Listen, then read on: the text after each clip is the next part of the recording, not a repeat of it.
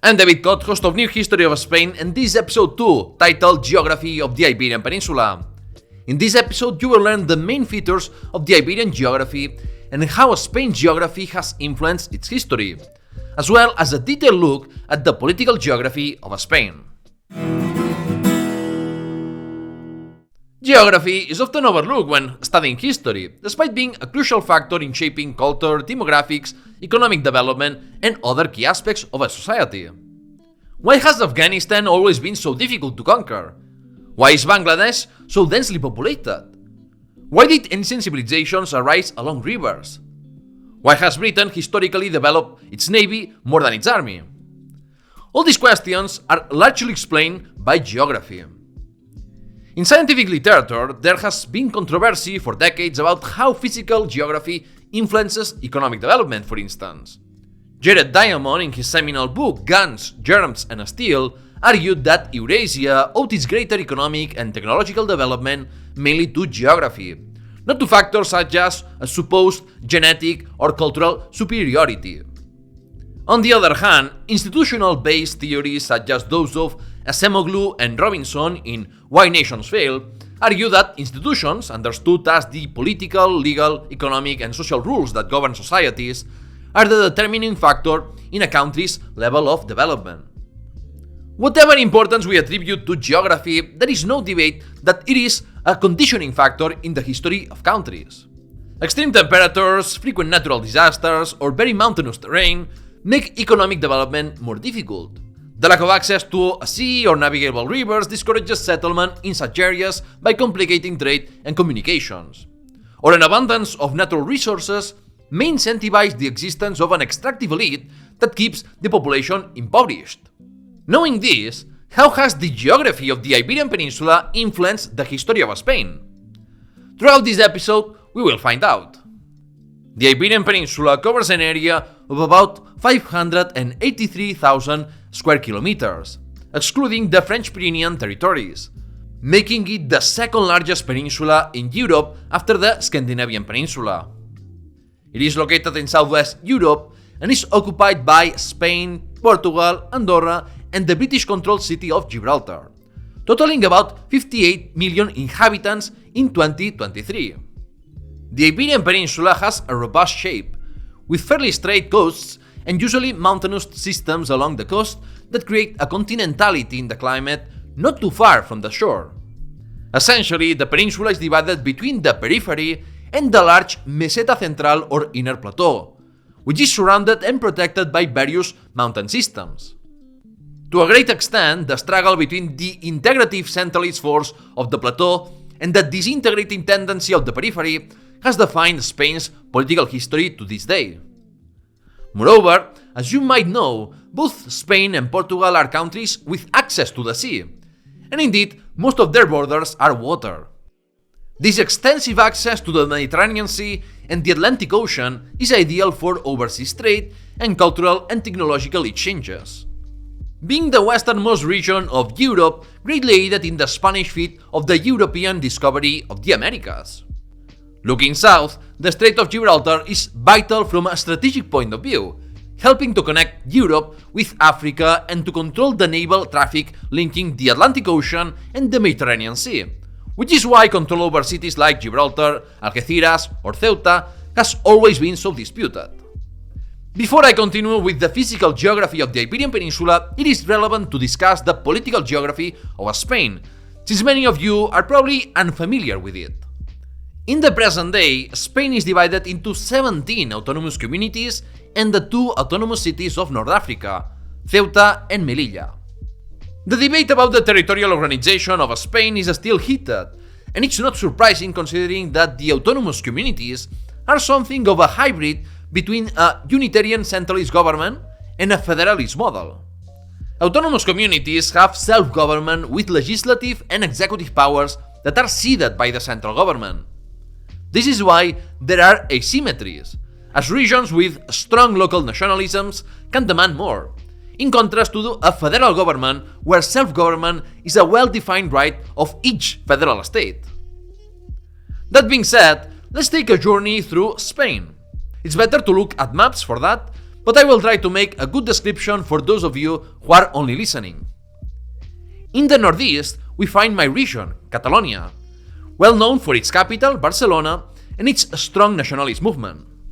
To the east, we find the region of Valencia, where paellas were invented. And further east, there are the Balearic Islands, with islands such as Mallorca, now basically a German colony, and Ibiza, internationally renowned for its parties.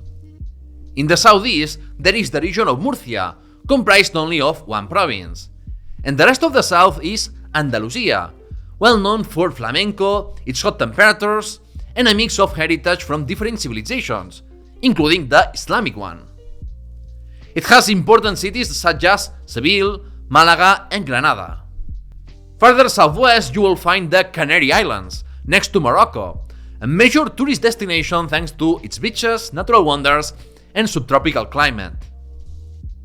Right in the center of the Iberian Peninsula lies Madrid, the capital of Spain. Between Madrid and Andalusia there are two regions, Extremadura, bordering Portugal, which is pretty underrated despite sites like the Roman heritage in the city of Mérida, and south of Madrid there is Castile-La Mancha, the land of Don Quixote, with cities such as Toledo, the former capital of the Visigothic kingdom. North of Madrid we find Castile and León, the largest autonomous community, yet a sparsely populated one. Between Catalonia and Castile and León lies Aragon, with the city of Zaragoza in the middle part of the Ebro River. In the northeast of Castile and León there are two regions. One is the small region of La Rioja, well renowned for its wines, and further north there is Navarre, with its capital in Pamplona, famous for the running of the bulls. South of Pamplona, Navarre is culturally Castilian, but the north is more dominated by Basque culture. What we typically include in the north of Spain are precisely the Basque Country, Cantabria, Asturias, and Galicia. The Basque Country has a strong cultural identity, much like Catalonia, and the native language is a language isolated with roots in pre-Roman times. Asturias and Cantabria are where Christian resistance against the Arab and Berber conquerors first developed.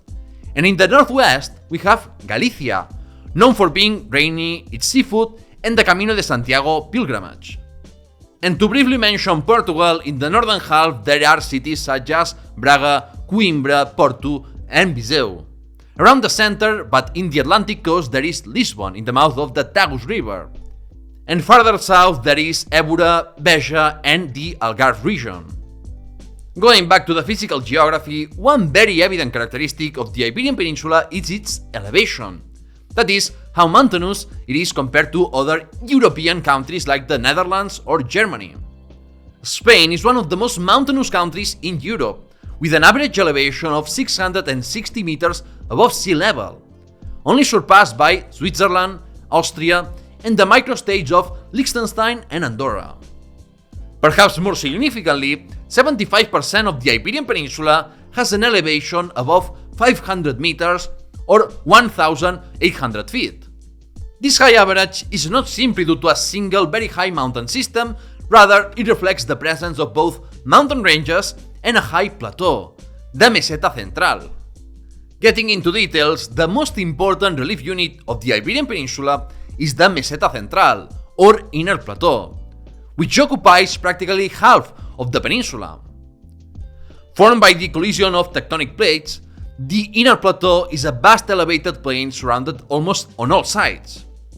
To the north, the Cantabrian Mountains. To the east, the Iberian System. To the south, Sierra Morena. And to the northwest, the Galician Massif. Moreover, the Meseta Central is not only surrounded by mountains, but also split into by a mountain range, the Sistema Central or Central System, which extends from Portugal to the Sistema Ibérico or Iberian System in Aragon. As there are so many mountain ranges blocking the winds, the climate of the Inner Plateau is a Mediterranean climate with continental features. This means there is a significant contrast in temperatures between day and night, summers are warm, and winters are long and cold, although the latter is lessening with climate change. Moreover, rainfall is not very frequent, making the climate even drier than the typical Mediterranean climate, and resulting in an arid terrain. What does all this imply? To begin with, agriculture is quite complicated and water is scarce. The large number of mountain systems and the plateau itself have been hindering economic development and the ability to sustain a large population. The lack of fertile lands has been one of Spain's historical handicaps, and this explains why the country has always had a population and population density lower than other major European countries.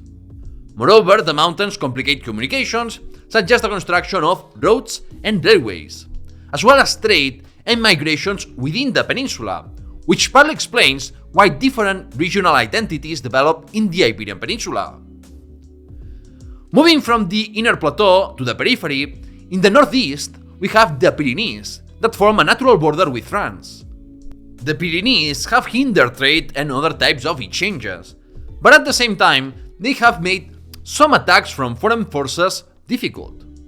So there are both advantages and disadvantages to this mountainous landscape. Spain has a defensive advantage, a privileged strategic location to control access to the Mediterranean and the Atlantic, and diverse landscapes. However, the orography also makes trade, communications, and cultural homogeneity more difficult, if you consider the latter desirable. Moving to the north, we have the Cantabrian Mountains, along with the Basque Mountains and the Galician Massif, forming a border with the Cantabrian Sea. The Cantabrian Mountains provided a natural barrier, and this complicated orography allowed the emergence of independent Christian strongholds in the Muslim era. And now, following the coast from Catalonia, we have the coastal Catalan Mountains and the Iberian system that divides Castile and Aragon. In the middle of these two, we have the Ebro Valley. Then we have the Cordilleras Béticas or Betic system, which goes from the Strait of Gibraltar to the province of Alicante, south of Valencia, and then the range continues underwater to Mallorca. It is also worth noting that in the Betic system we find the highest mountain of the Iberian Peninsula, the Mulhacén, with an altitude of 3,478 meters, although the honor of the highest point in Spain belongs to the Teide volcano of Tenerife, in the Canary Islands. Finally, Sierra Morena forms a natural border between Castile and Andalusia. In general, the rivers of the Iberian Peninsula are not very voluminous and have an irregular flow due to the lack of rain throughout the country. Yes, I know that in the north of Spain it does rain frequently, but I'm talking about all of Spain. It has also been difficult to take advantage of rivers, since their characteristics meant that there are hardly any navigable rivers for moving goods and people, as it is done in China, Germany, or the Netherlands. The scarcity of rain, coupled with the overexploitation of aquifers and desertification, pose a serious threat in many regions of Spain, and climate change can only worsen the problem. On a positive note, the Iberian Peninsula experiences very few natural disasters such as earthquakes, hurricanes, and tsunamis. As the Meseta Central slopes gently westward, important rivers such as the Douro, Tagus, Guadiana, and Miño flow into the Atlantic Ocean. This brings us to the division of the Iberian rivers into three major watersheds: the Cantabrian, Atlantic, and Mediterranean. The rivers of the Cantabrian watershed are relatively mighty since it frequently rains in the north. But they are also short because the mountains where they originate are very close to the sea. So Iberian relief plays a major role in shaping the peninsular hydrography. The Atlantic watershed has the most important rivers, with three standing out: the Douro in the northern half of the Meseta Central, the Tagus in the southern half, and the Guadalquivir River in the depression between Sierra Morena and the Betic system. The Douro, for example, was extremely important as a natural border between the Christian kingdoms and Al-Andalus in the 10th century. For its part, the Guadalquivir Valley is one of the most fertile regions of the peninsula, and has therefore always been synonymous with wealth for Spain. It's also the only river with a navigable stretch between Seville and its mouth. Thanks to that, Seville was able to host the Casa de Contratación, or House of Trade, for the Indies, and act as a commercial monopoly between Spain and the Americas. The rivers of the Mediterranean watershed are the most irregular in flow. Examples include the Júcar, Segura, and Túria in the Valencian region, or the Ter and Llobregat in Catalonia. Of course, the most important river is the Ebro, which is also the longest and most voluminous river in Spain, though the longest of the Iberian Peninsula is the Tagus. Originating in Cantabria, the Ebro passes through Aragon and flows into the province of Tarragona, west of Barcelona. Like the Guadalquivir, the Ebro has always had great economic importance and is one of the most fertile lands for agriculture. This explains, for example, why the Muslims focus their settlements on the Ebro, with a significant presence of Arabs and Berbers, rather than in less productive lands like Asturias or Cantabria. This is also one of the reasons why the Catalan counties took so long to expand beyond the Llobregat River. The lack of mineral and energy resources is a prominent feature of the Iberian Peninsula's geography. This was not always the case. In classical antiquity, the peninsula was indeed known for its mineral wealth, serving as the main source of silver and copper for the Roman Empire, and ranking second only to present-day Romania in gold extraction. However, mineral resource extraction has not been very profitable since then, especially compared to other regions like Sub-Saharan Africa or the Americas. In the modern era, the Asturian mines produced coal to power factories, but Asturian coal was difficult to extract and of lower quality compared to British coal. This lack of cheap energy sources was one of the reasons for Spain's late industrialization.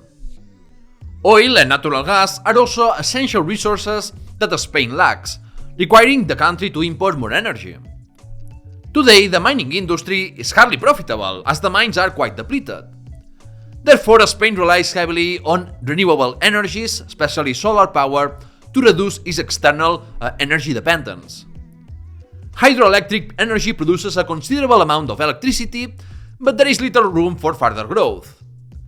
Additionally, the public opposition to nuclear energy has halted the construction of new nuclear plants since the 1980s. Due to its varied topography, position between the Mediterranean and Atlantic, and proximity to both Europe and Africa, Spain enjoys a remarkable diversity of landscapes, fauna, and flora. Deserts, dense forests, snow-capped mountains, and beautiful beaches can all be found within this single country. Take, for example, the Irati Forest in Navarre, Las Médulas in León, Doñana National Park, the Ruidera Lakes in Albacete, or the Nervión waterfall between Burgos and Álava. Spain's incredible diversity allows you to go from the beach to the mountains in a short journey, a fact truly worth appreciating. Spain's remarkable diversity, however, faces a serious threat from climate change. With most of the Iberian Peninsula at high risk of desertification, this landscape may not be the same in a few decades. If you enjoyed this episode, please like, comment, and subscribe to New History of Spain on YouTube or on a podcast directory, and show some love by supporting this show on patreon.com/newhistoryspain. Thank you for tuning in, and you can continue with me watching or listening to the next episode about the long prehistory of the Iberian Peninsula.